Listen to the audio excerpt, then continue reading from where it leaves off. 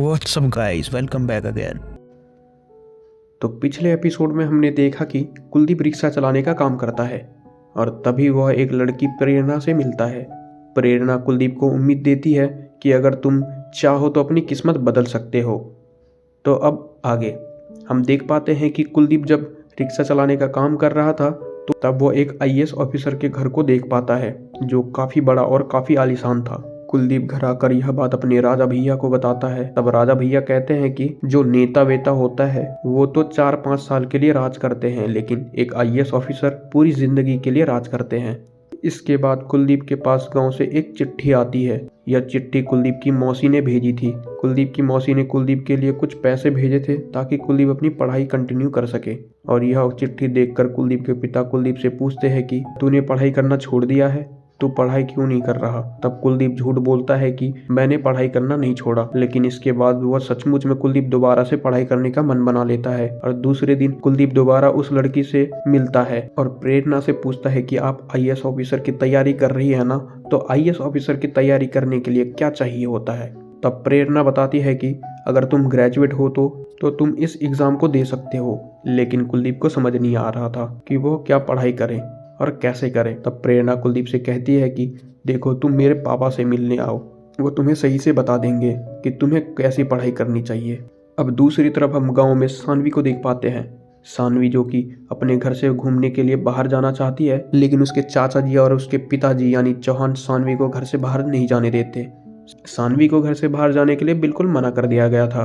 और इसी वक्त घर पे आया हुआ था वह पुलिस ऑफिसर, और यह पुलिस ऑफिसर चौहान जी से कहता है कि अगर आप बुरा ना माने तो क्या मैं आपकी बेटी से शादी कर सकता हूँ। और इतना सुनते ही चौहान का छोटा भाई छोटा चौहान काफी ज्यादा गुस्सा हो जाता है।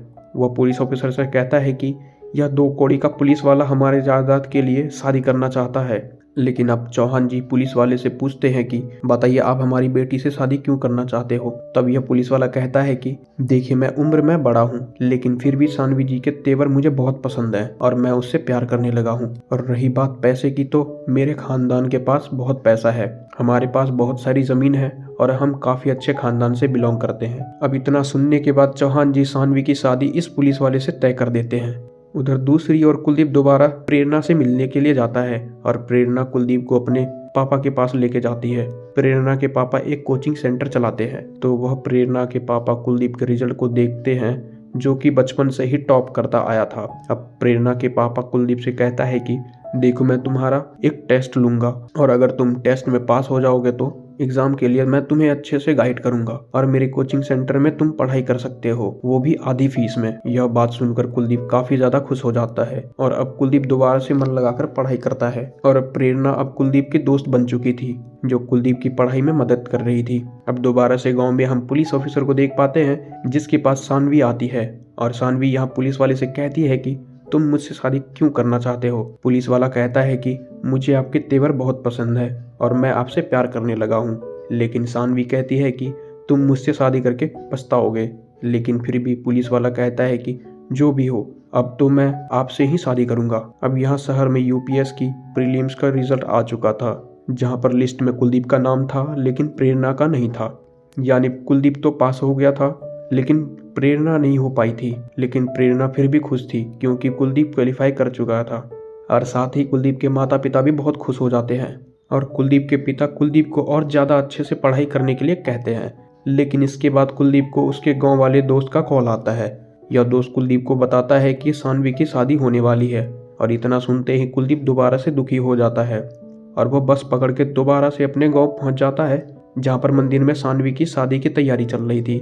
कुलदीप यहाँ दूर खड़ा हुआ छिपकर सानवी को देख रहा था, लेकिन कुलदीप चुपके से सानवी के पास जाता है और सानवी से कहता है कि तुमने मेरे साथ नमक हरामी की है। और यह कहकर कुलदीप यहाँ से चला जाता है। लेकिन कुलदीप को देखने के बाद सानवी अपने शादी के लिए फैसला नहीं बदलती। सानवी अब भी पुलिस वाले से शादी करने वाली थी। अब कुलदीप शहर में वापस लौटता है और अपनी माँ के पास जाता है, रोने लगता है और तभी माँ उसे संभालती है और यहाँ शादी के बाद सानवी पुलिस वाले से कहती है कि देखो, मैं तुम्हारे साथ सुहागरात नहीं मनाने वाली, तो तुम कंबल लेकर बाहर सोफे में सो जाओ। तब पुलिस वाला सानवी से कहता है कि ठीक है, अगर तुम्हारी यही जिद है तो मैं तुम्हारी मदद करूंगा और जब तक तुम नहीं चाहोगे मैं तुम्हारे करीब नहीं आऊंगा। मतलब सानवी किसी और के करीब नहीं जाना चाह रही थी।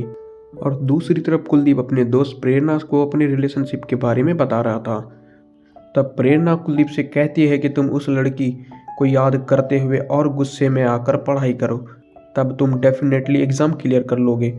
बेसिकली प्रेरणा कुलदीप को मोटिवेट कर रही थी। साथ ही में प्रेरणा बताती है कि उसने यूपीएस के लिए इंटरव्यू दे दिया है और उसका इंटरव्यू काफ़ी अच्छा गया है। इसका मतलब शायद प्रेरणा की जॉब लगने वाली है। अब दोबारा कुलदीप अपनी पढ़ाई में मन लगाता है और दिन रात पढ़ता है और काफ़ी ज़्यादा मेहनत करता है। फिर एक दिन कुलदीप प्रेरणा से मिलने के लिए जाता है, तब पता चलता है कि प्रेरणा की जॉब लग गई है और प्रेरणा खुशी में आकर कुलदीप को गले लगा लेती है और कुलदीप को किस कर लेती है।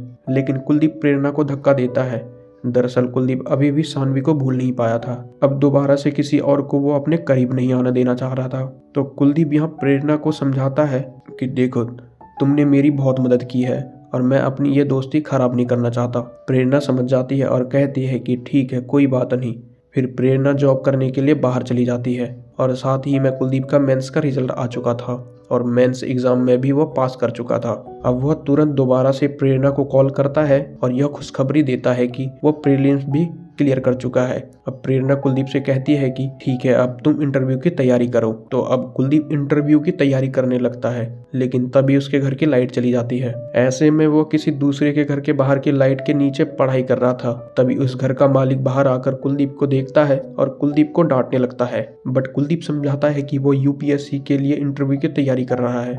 तभी यह आदमी कुलदीप से कहता है कि ठीक है, मैं ये लाइट ऑन रखता हूँ, तुम जितनी देर चाहो पढ़ाई कर लो। तो अब कुलदीप अपने इंटरव्यू के लिए भी तैयार हो चुका था और दूसरे ही दिन वो इंटरव्यू देने के लिए जाता है और साथ ही उसकी माँ उसे छोड़ने के लिए जाती है।